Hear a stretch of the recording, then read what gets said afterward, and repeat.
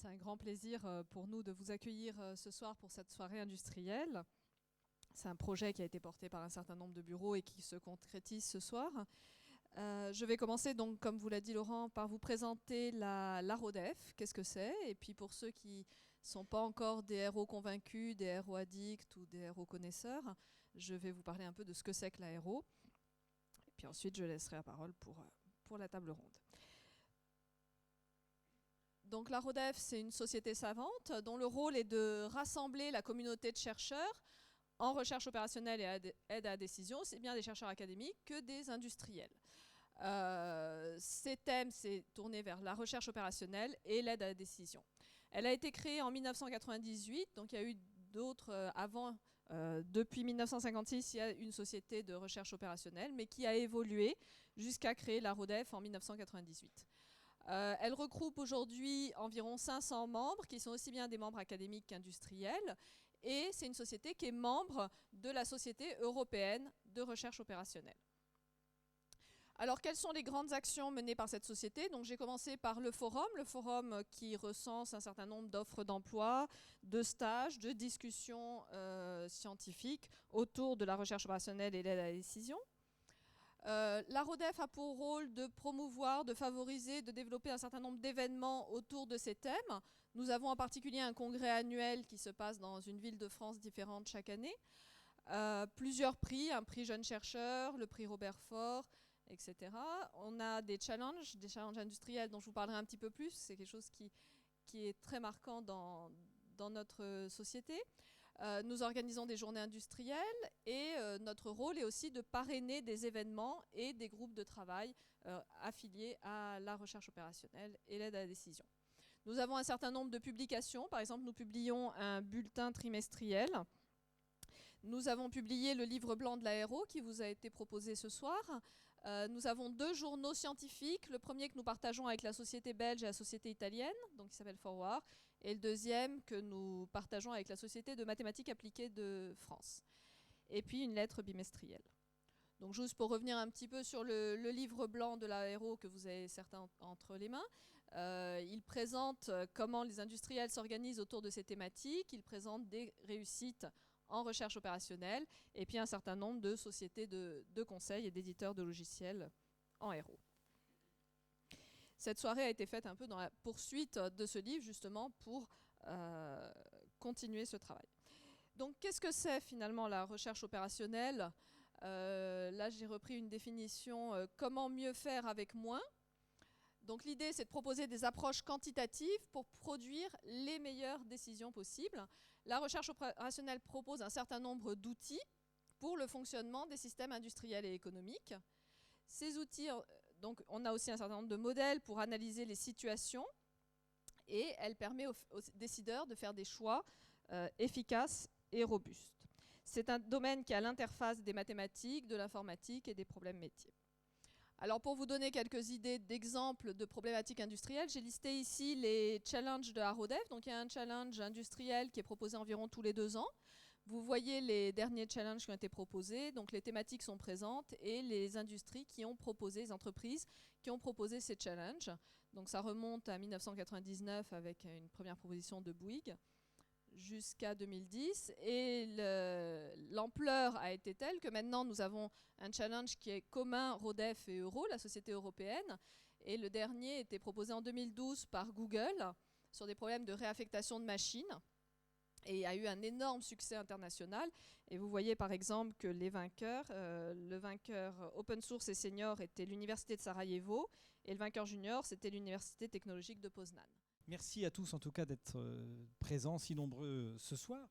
Puisque Nadia parlait de l'Université de Paris-Dauphine qui a la gentillesse de nous accueillir dans ses somptueux locaux, j'en profite pour dire que de façon assez fortuite, la salle dans laquelle nous nous trouvons aujourd'hui constitue un symbole tout à fait intéressant pour tous ceux qui parlent de héros. Car, comme certains d'entre vous le savent peut-être, l'Université de Paris-Dauphine, dans les années 60, c'était le siège de l'OTAN, avant que le général de Gaulle fasse partir les Américains du sol français. Et ici, nous sommes dans ce qui fut la salle du Conseil de l'OTAN. Or, si on parle de héros, même si certains s'accordent à dire que les origines de l'aéro, c'est dès le XVIIe siècle, avec des mathématiciens comme Fermat, comme Blaise Pascal, que tout le monde connaît. Les premières réelles applications de la recherche opérationnelle, c'était pendant la Deuxième Guerre mondiale pour en fait optimiser la logistique des Alliés. Hein. Donc le débarquement en Normandie, le pont aérien avec Berlin, tous ces genres de choses. Et même certains disent tout bas que peut-être que même si c'est en 1947 que Danzig a publié la méthode du simplex, Danzig qui était américain, peut-être qu'en réalité la méthode du simplex, les forces armées américaines la connaissaient déjà pendant la guerre pour optimiser leurs opérations. Alors, dès le milieu des années 50, un tout petit point historique, mais ça va aller très vite, hein, fort des résultats tangibles obtenus par l'armée américaine, la défense nationale française a décidé d'investir très significativement sur le sujet. Et j'ai trouvé très récemment là, une citation que je trouve assez intéressante, c'est la citation du général Bergeron, qui était président du comité d'action scientifique de la défense. À l'époque, il écrivait... à l'occasion d'une demande de crédit, je crois, hein, pour être très très précis. La recherche opérationnelle coûte environ 1% du budget de l'organisation à laquelle elle est appliquée et elle conduit à des économies représentant 5 à 20 fois le montant des sommes engagées. C'est toujours vrai aujourd'hui, j'imagine. Donc c'est des choses qui laissent rêveur. Et s'il y a des industriels dans la salle, ils doivent commencer à se dire, ma foi, voilà quelque chose qui semble intéressant. Peut-être pourrait-on investir là-dedans. Alors à partir de cette époque, il y a eu beaucoup de groupes industriels, de transport, de services qui ont développé leurs propres équipes de recherche opérationnelle. Je pense que c'est aussi à partir de cette époque que l'enseignement de la recherche opérationnelle et la recherche a connu un essor tout à fait important, qui existe toujours aujourd'hui et qui a été très encouragé également dans les années 80 par la mise à disposition de puissances de calcul de plus en plus importante et peu coûteuse au travers des progrès de l'informatique. Donc j'accueille autour de cette table des orateurs dont je sais qu'ils vont nous parler avec passion des applications de la recherche opérationnelle et de la recherche opérationnelle en général.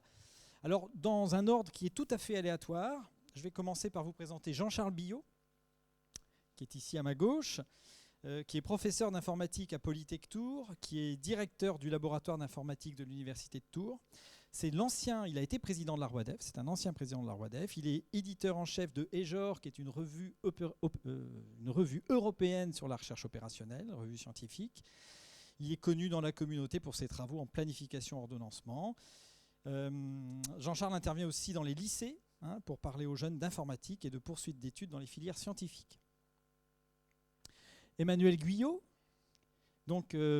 Et chez TF1 Publicité, alors il a commencé chez TF1 Publicité comme contrôleur de gestion. Il a pris le poste de directeur revenu management, puis directeur marketing, client et revenu management, qui est sa position actuelle. Et le revenu management, on le verra tout à l'heure, j'espère, dans la conversation, est un domaine où il y a beaucoup d'applications de la recherche opérationnelle. Alors Jean-Paul Hamon, voilà, il est ici à ma gauche. Alors Jean-Paul Hamon a consacré l'essentiel de sa carrière au transport aérien. Je ne crois pas me tromper en disant ça. Il a alterné les postes chez Air France et chez Amadeus, à la création duquel d'ailleurs il a largement contribué. Et il a alterné les postes plutôt dans le domaine purement recherche opérationnelle ou système d'information et les postes opérationnels, puisqu'il a été par exemple directeur de production des navigants long courrier chez Air France. Donc chez Air France, chez Amadeus, chez Air France ensuite, puis chez Amadeus à nouveau, et depuis quelques mois, on peut le dire, en retraite, qui me semblait une retraite très active. Yves Cazot est ici à ma droite. Donc Yves Cazot a été, quand il était jeune, directeur de recherche chez Telcordia. Ça fait partie de Bell, ça, non ? C'était Bell. Il a rejoint le groupe Bouygues où il a créé le e-Lab. Alors le e-Lab, pour ceux qui ne connaissent pas, on peut décrire ça comme une cellule corporate d'innovation. Et puis il a occupé le poste de DSI chez Bouygues Télécom, où il est actuellement DGA en charge des technologies, des services et de l'innovation. Je pense qu'il travaille en particulier sur la B-Box, si je ne m'abuse. C'est un industriel hybride, alors je dirais que c'est un esprit assez hyperactif, avec une forte activité parallèle de recherche et de publication, assez prolifique, et un intérêt prononcé pour des sujets comme les systèmes complexes, l'architecture des systèmes ouverts, le stochastique, bon j'en passe, parce qu'il s'intéresse vraiment à beaucoup de choses. Yvon Quéroux, qui est ici à ma gauche et que je remercie tout particulièrement parce qu'il a accepté au pied levé de remplacer Bruno Matteux qui devait venir initialement, mais il vient de la même société puisqu'il vient d'Air France.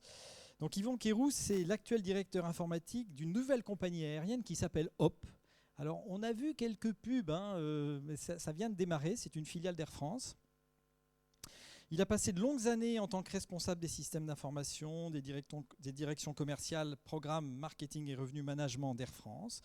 Il a une grande expérience d'utilisateur de l'aéro chez Air France et il a largement contribué à ce que ce département recherche opérationnelle soit reconnu au sein de la compagnie. Il a suivi et dirigé de près le projet Karma, qui est un projet revenu management pour Air France et KLM. Et il a joué un rôle déterminant pour que l'aéro d'Air France réoptimise les plages hub de Charles de Gaulle, puisque Charles de Gaulle, c'est le hub d'Air France. Dans les 10 premières années de ma vie, je faisais de la recherche opérationnelle un peu en première ligne, pendant 2 ans à l'armée, puis ensuite à Air France, où j'avais été responsable du département de recherche opérationnelle, mais c'est en des temps tellement anciens que je n'en parlerai plus que dans des congrès d'archivistes. Et puis ensuite, donc ça c'était dans les années 75-80. Et puis, un peu plus tard, lorsque donc, j'ai pris pour une première fois la responsabilité d'Amadeus, dans un premier temps, on attaquait plutôt les systèmes temps réel, qui incluent des problèmes d'optimisation, mais pas certains des problèmes combinatoires qu'on connaît bien. Et je suis revenu à Air France comme CIO en 98, et Air France avait peu investi en informatique en général dans les années difficiles préalables. Il fallait redresser la situation en système d'information où Air France n'avait sous-investi. Et on s'est rapidement aperçu que l'un des piliers, et pas le seul, pour reconstruire des systèmes d'information efficaces, c'était de recréer un groupe de recherche opérationnelle qui avait quasiment disparu. Donc une des premières actions dont je peux parler un petit peu, ça a été la relance, dirigée par Jean-Christophe Culioli, d'un groupe de recherche opérationnelle qui a été décidé quand je suis revenu. Donc premier élément de témoignage. La deuxième chose, c'est quand je suis revenu à Amadeus pour reprendre le groupe recherche et développement qui s'était largement étendu. Il y a eu une politique de diversification qui a été engagée dans d'autres applications que les domaines classiques, réservation, enfin, système temps réel, enregistrement des passagers. On a souhaité donc à Amadeus couvrir d'autres sujets pour lesquels on avait besoin d'avoir une compétence dans une autre dimension de complexité qui est les problèmes combinatoires aléatoires. Donc j'ai décidé de créer un groupe de recherche opérationnelle dirigé par François Laburde, que certains connaissent. Donc les 2 derniers témoignages, les plus récents, sont plutôt des témoignages de management, puisque les équipes qui faisaient la recherche opérationnelle étaient des gens qui me reportaient, mais ceux qui étaient les plus actifs. Alors ce que je dirais dans les 2 témoignages, mise en œuvre, dans une compagnie aérienne, Yvon Quéroux en parlera, effectivement, c'est bien que la palette d'applications nécessitant de l'optimisation est immense. Donc lorsqu'en 98, il fallait relancer tout ça, je dirais que le terrain était mûr parce qu'il y avait une attente énorme et ont été attaqués des problèmes dans tous les domaines. Une aide en revenu management, Yvon en parlera.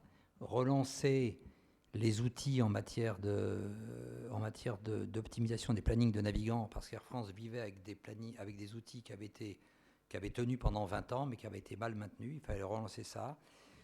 Il fallait également couvrir des choses importantes qui sont les quarts opérations, donc ce qu'on appelle les quarts opérations, la régulation des activités lorsqu'il y a des perturbations, en particulier la nécessité compte tenu du hub, plus d'autres sujets. Et je dirais donc que on pourra en parler plus sur la mise en œuvre, mais pour qu'une mise en œuvre marche, il faut évidemment qu'il y ait des problèmes complexes à gérer et que les enjeux de gestion soient grands, et ils l'étaient. Il faut qu'il y ait une attente des utilisateurs, donc un besoin ressenti, et là les conditions étaient pleinement satisfaites, ce qui a permis de lancer une première vague de travaux, mais après il y a beaucoup de choses qui ont été faites et dont Yvon parlera. Et ça a été donc une expérience dans laquelle on pourra commenter les ingrédients d'une approche héros. Donc là, c'était un terreau favorable parce qu'on avait un peu trop oublié, par manque de moyens dans les années 90, l'importance de l'aéro, et puis tous les moyens mis en œuvre pour relancer ça de façon à être efficace. La deuxième expérience chez Amadeus a été d'une nature un peu différente. C'était bien sûr notre conscience que pour être, puisqu'Amadeus c'est une société, bon, certains le savent, peut-être pas tous, qui fournit des solutions en général communautaires de gestion dans le domaine du voyage, y compris l'aérien. On était plutôt spécialiste de domaine réservation, système temps réel. Pour attaquer les autres domaines, je savais qu'il fallait absolument acquérir une bonne maîtrise d'une autre dimension de la complexité qui était les problèmes combinatoires. Il fallait donc, entre autres, puisqu'on gérait un peu les problèmes stochastiques aléatoires, enfin bon, donc il a fallu recréer ce groupe. Et là, ce n'était pas pour des besoins internes, mais de façon à être plus fort pour construire des systèmes qu'on pourrait vendre, proposer à des clients. Et là, je peux dire que sous l'action de François Laburte, beaucoup de choses ont été faites et on a pu acquérir une crédibilité. Une chose qu'on a faite, c'est d'associer la recherche opérationnelle avec une fonction d'innovation. Bien sûr, l'innovation, il y en a un peu partout, dans une société comme Amadeus, mais il nous paraissait important de faire en sorte qu'on ne dissocie pas ces questions d'optimisation pure que des questions d'innovation qui elles-mêmes ne couvrent pas que des questions algorithmiques.